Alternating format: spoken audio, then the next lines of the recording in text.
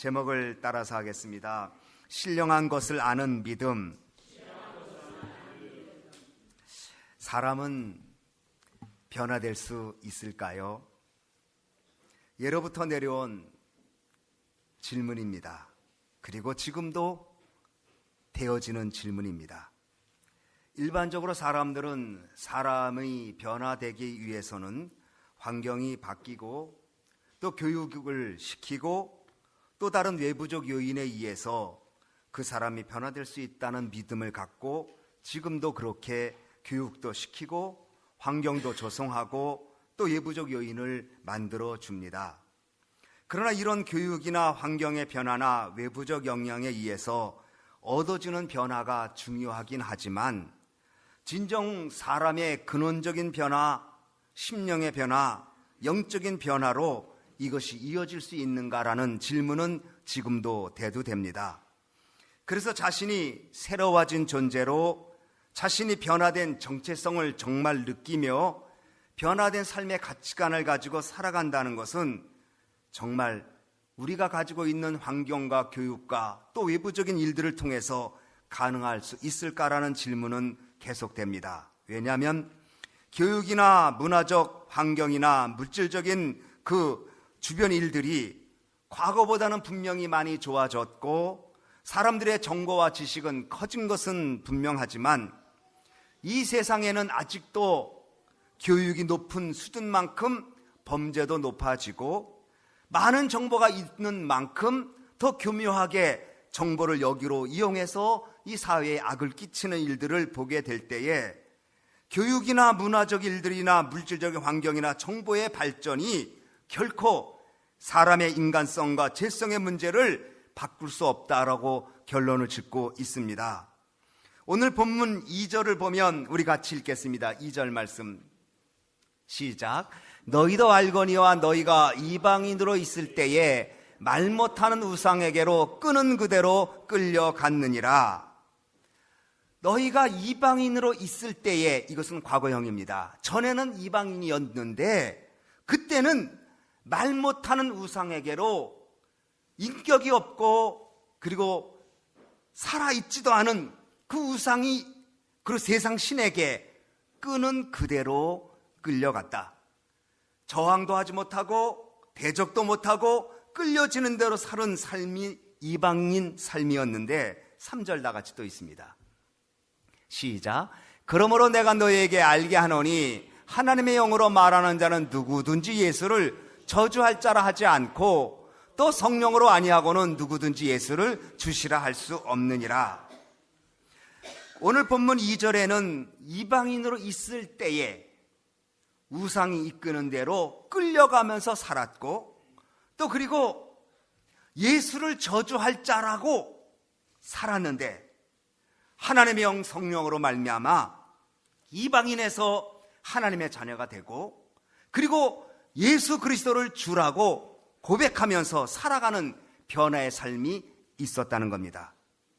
그러므로 성경은 사람이 변화되는 변화는 바로 성령으로 말미암아 하나님의 거룩한 영으로 말미암아 이방인에서 우상이 이끄는 대로 살았던 삶의 존재에서 하나님 예수 그리스도를 저주하는 자로 살았던 자가 예수는 주라고 고백하고 하나님의 자녀로 살게 되는 변화가 성령으로 말미암는다는 말씀을 하고 있습니다.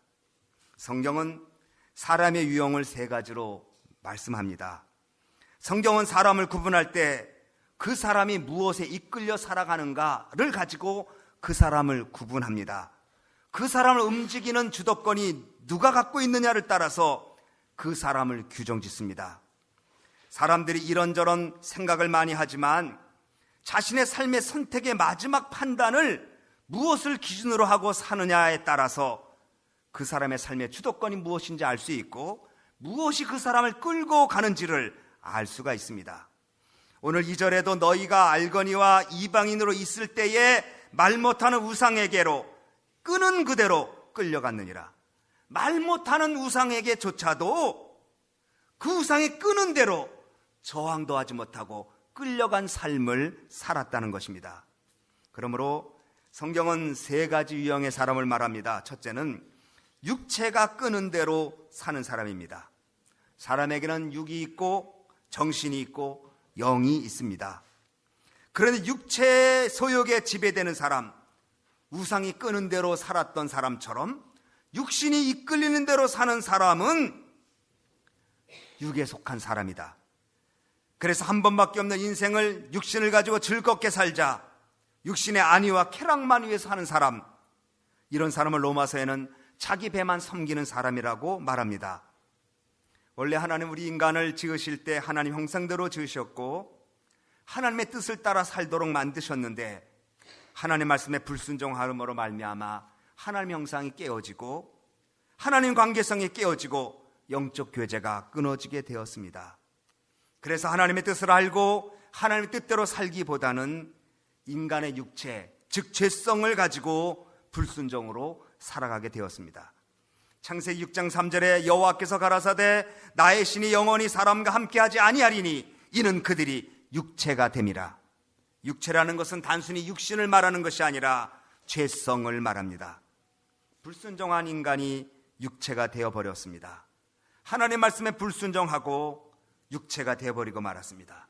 타락한 인간의 본성, 육신의 삶의 본성은 교육이나 환경이나 또 문화적인 여러 가지 요인에 의해서 크게 달라지지 않는 존재로 살아가게 되는 것입니다.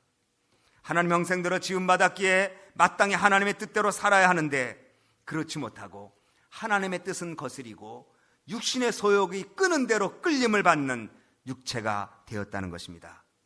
사도 바울은 이렇게 말합니다. 로마서 7장 17절로 19절에 내가 이제는 이것을 행하는 자가 내가 아니요 내 속에 거하는 죄니라. 내 속고 내 육신에 선한 것이 거하지 아니하는 줄을 내가 아노니 원함은 내게 있으나 선을 행하는 것은 없도다.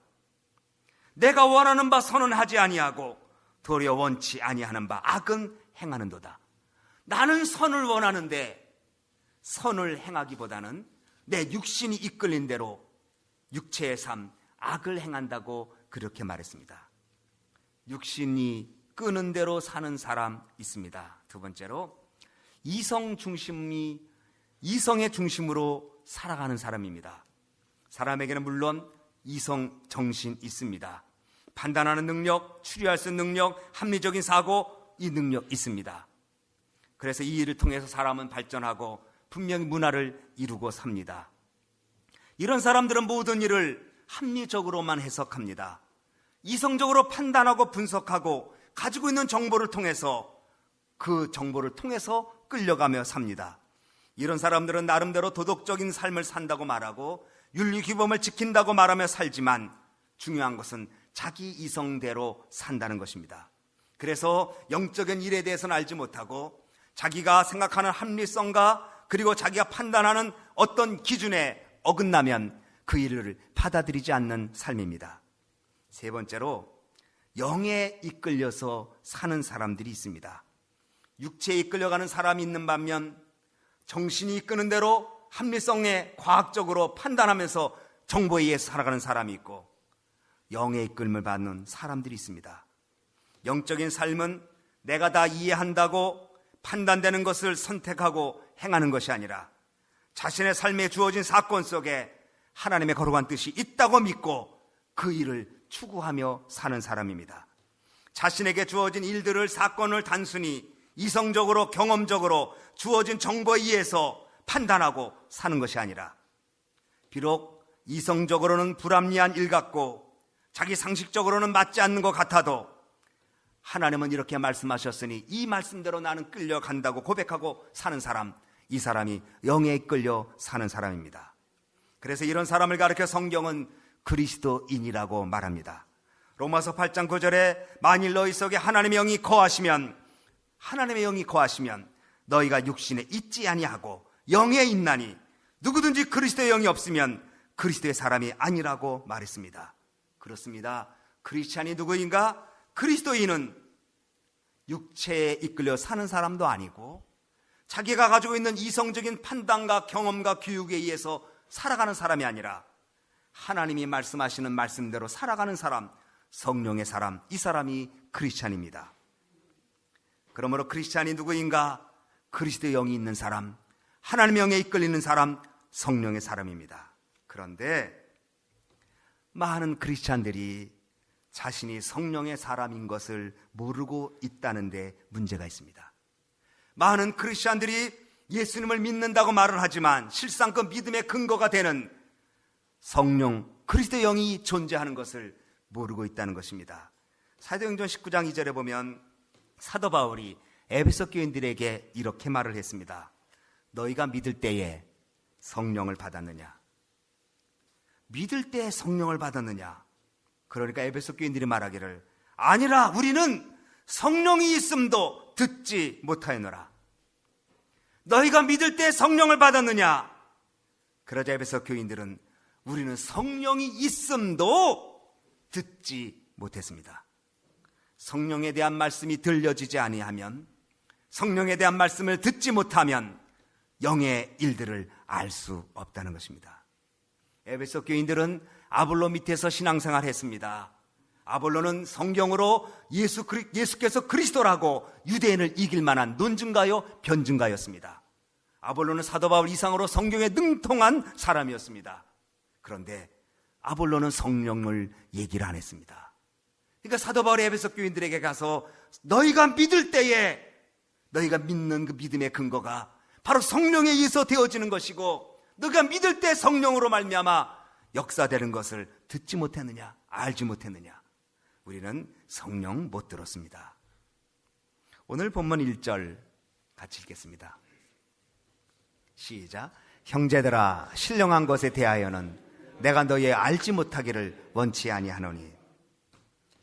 여기 신령한 것에 대하여는 내가 너희 알지 못하기를 원치 아니하노니. 부정의 부정은 강한 강조입니다. 다시 말하면 알라는 겁니다. 너희는 신령한 것을 반드시 알아라. 그러면 신령한 것은 무엇일까요? 헬라어로 퓨누마티코프라는 말로 썼는데 영에 속한 일. 그러면 영에 속한 일은 무엇일까요? 성령을 말하고 있습니다. 여러분 고린도서를 보면 고린도 교인들은 성령의 다양한 은사를 자랑했던 교회입니다. 초대교회 많은 초대교회 중에 고린도 교회만큼 성령의 은사를 많이 받은 교회는 없었을 것입니다. 그런데 아이러니하게도 가장 성령의 은사를 자랑했던 그 고린도 교회는 가장 문제가 많은 교회였습니다. 그 교회 내부의 분열, 또 음행의 문제, 고소 사건의 문제, 또 그리고 성찬식에 대한 잘못된 문제, 우상 제물의 문제, 성령의 은사의 남용의 문제, 수없이 많은 문제가 가장 성령을 얘기하는 그 교회에 가득히 담겨 있었습니다. 가장 성령의 은사를 받았다고 자랑하는 그 교회가 가장 큰 문제 속에 허덕이고 있어서 사도 바울은 고린도 전서를 통해서 고린도 교회를 지도하고 있었습니다. 왜 그럴까요? 그들은 성령을 몰랐기 때문입니다. 사도 바울은 고린도 12장 오늘 12장부터 14장까지 성령이 누구이고 성령은 어떤 일을 하며 직분은 무엇이고 은사는 어떻게 사용해야 하는지를 분명하게 설명하고 있습니다. 성령을 알라는 것입니다. 이것은 성령에 대해서 지식적인 암과 체험적인 암, 이 두 가지가 있어야 된다는 것을 말합니다.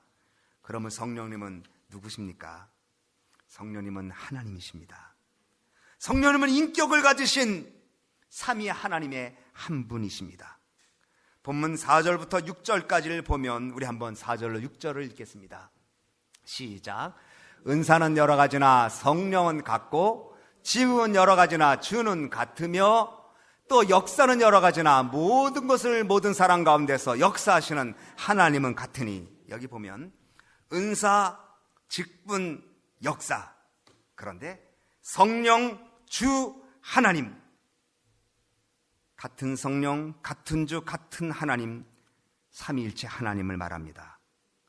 그러므로 성령은 우리가 어떤 초자연의 능력만 보여주는 어떤 그런 존재가 아니라 우상이 아니고 말 못하는 우상이 아닌 인격을 가지신 하나님의 한 분이신 것을 말씀하고 있습니다.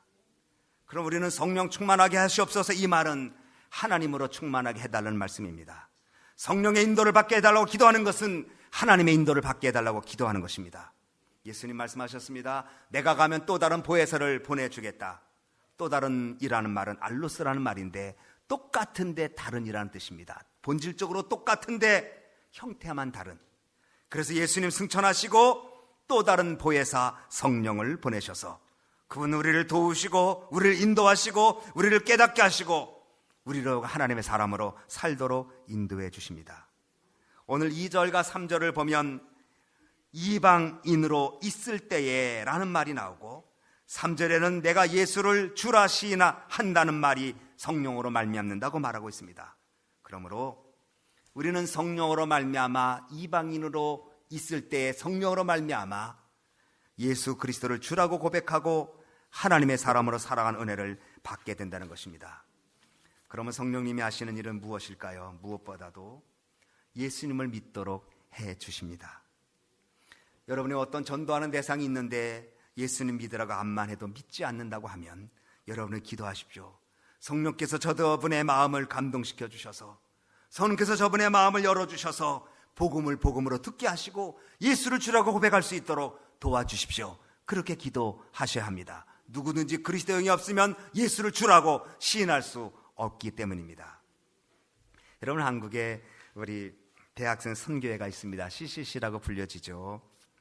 우리 천장로님이 CCC 간사도 하시고 여기 뉴욕에서 하셨는데 그 CCC의 빌브라이 박사가 만든 것 중에 하나가 사형리가 있는 거 여러분 아시죠? 그 사형리가 여러 가지 모양으로 변형돼서 나가지만 결국 4가지 원리를 얘기합니다. 그래서 이번에 우리가 IT에 가고 도미니카 단기 선교 갔을 때도 그 스페니시 말로 IT 말로 된 사형리를 가지고 갔었던 거 기억이 납니다. 그런데 과거에는 한 20년 전에는 김준권 목사님이 아마 이제 CC 총재 하실 때 겪겠죠. 10명을 전도하면 4명이 믿었답니다. 사형리 가지고 캠퍼스에 가서 그 예수 믿는 대학생 선교회 사람들이 따라만 해주고 한 명은 저쪽에서 기도한답니다. 하나님 저분 마음을 열어주십시오. 그리고 한 명은 같이 읽어주고 10명을 사형리를 읽어주면 4명이 믿었는데 지금은 40명을 읽어주면 1명이 믿는답니다. 그거는 지금 박성민 총재님이 얘기한 얘기예요. 지금 CCC 총재. 전에는 10명을 전도하면 사형리 가지고 4명이 예수를 믿은 대학생들이 지금은 40명을 읽어줘도 1명이 믿을까 말까 해줬다 그래요. 아, 지금이야말로 정말 성령님이 강하게 역사하셔야 될 때예요. 지금이야말로 가장 성령이 우리의 삶 속에 역사하시고 우리를 도와주셔야 할 때가 아닌가 생각합니다. 교회는 많아지고 성도들의 숫자는 늘어났다고 말하는데 정말 전도가 어려워진 것은 우리가 기도하자 성령 충만해서 예수 그리스도 그분을 증거할 때에 듣는 사람들이 예수를 주라고 고백할 수 있는 성령으로 말미암아 고백할 수 있는 역사가 있도록 우리는 기도해야 될 것입니다. 성령님은 하나님이십니다. 성령님은 우리를 하여금 예수 그리스도를 믿도록 역사해 주십니다. 동시에 성령님은 우리가 예수 믿는 사람으로 살 수 있는 능력을 주십니다. 성령님이 오시면 우리에게 은사를 주십니다. 성령이 오시면 우리에게 힘을 주십니다. 그래서 사도행전 1장 8절에 성령이 내게 임하시면 권능을 받고 예루살렘과 유다와 사마리아 땅끝까지 이르러 내 증인이 된다고 말씀하고 있습니다. 성령이 충만하지 아니하면 증인될 수 없습니다. 성령이 충만하지 아니하면 복음 전할 수도 없습니다. 성령이 충만해야 그리스도인으로 살아갈 수가 있습니다. 우리가 사랑해야 할 줄 몰라서 사랑이 안 되는 것입니까? 충성해야 한다는 것을 몰라서 충성이 안 되는 것입니까? 뻔히 끊어야 될 것인 줄 알면서도 끊지 못하는 것은 왜 그렇습니까? 힘이 없기 때문입니다. 능력이 따라주지 않기 때문입니다.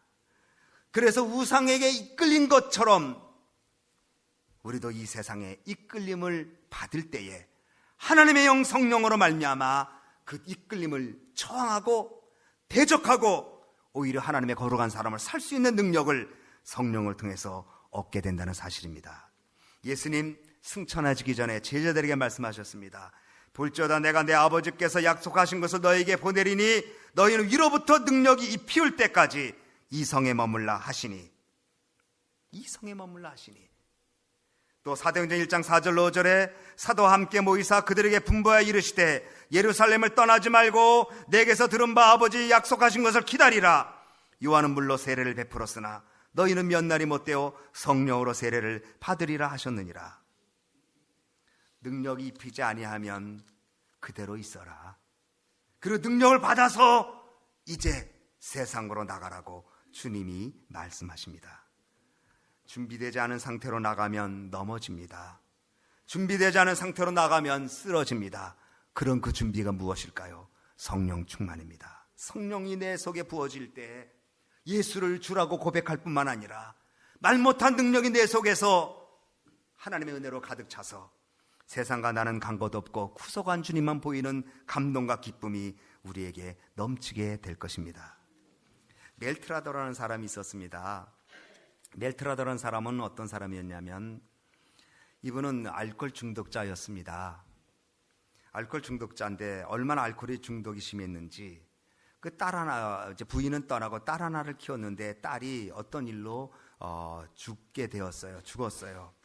그래서 그 딸아이를 놓고 장례식을 치르는 그 현장에 이 술 취한 아버지가 그 살짝 가서 그 죽은 딸아이의 신발을 훔쳐가지고 팔아서 술 한 잔을 먹었던 사람입니다.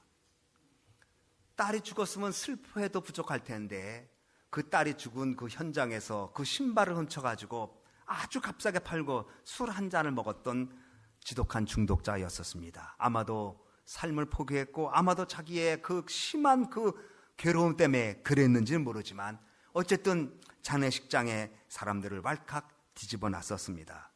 그런 이 사람이 변화되었습니다.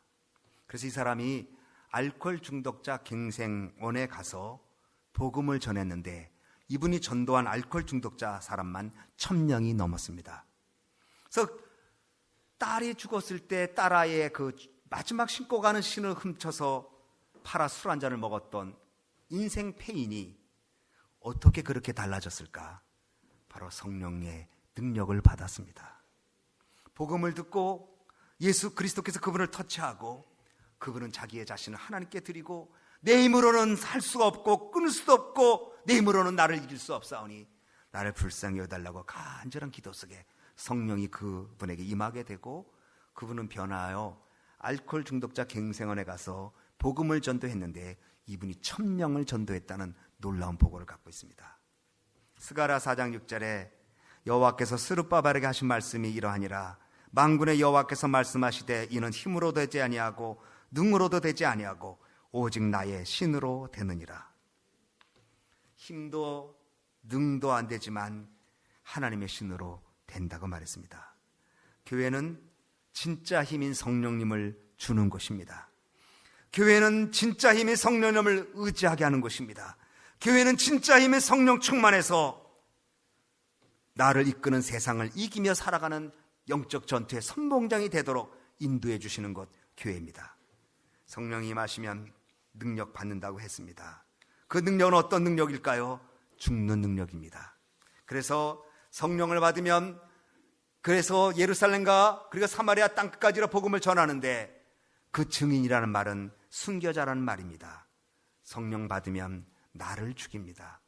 이 세상에서 가장 어려운 것이 무엇입니까? 나를 죽이는 게 제일 어렵습니다. 나를 꺾는 것이 어렵습니다. 잠언서에 말하기를 성을 빼앗는 자보다 자기 마음을 정복하는 사람이 더 큰 힘이라고 그래서 말했습니다. 나를 항상 버리고 주를 따라가겠네. 내 자아를 꺾고 내 고집을 꺾고 내 자존심을 버리고 예수 그리스도를 위해서 살아갈 수 있는 힘은 바로 성령의 능력이 임하여야 순교자가 될 수 있는 것입니다.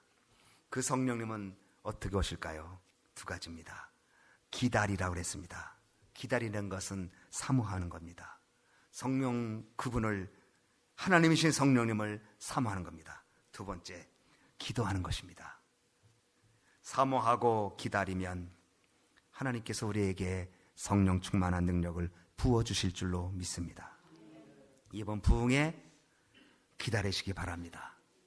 지금도 여러분에게 성령님을 하나님이 부어주시지만 이번 부흥에 성령 충만하겠다고 기다리고 이번 부흥회 때 하나님 나를 도와주셔서 기도도 응답이 되고 하나님도 만나고 정말 변화의 새 사람이 되는 역사를 얻을 수 있도록 주님 도와달라고 기도하고 그리고 사모하고 기다리면서 은혜를 갈구하는 우리 소망교회 식구 되어서 신령한 것을 아는 사람, 성령을 알고 믿는 믿음을 가진, 그래서 이 시대에 하나님의 일꾼 되어주는 여러분 되어지기를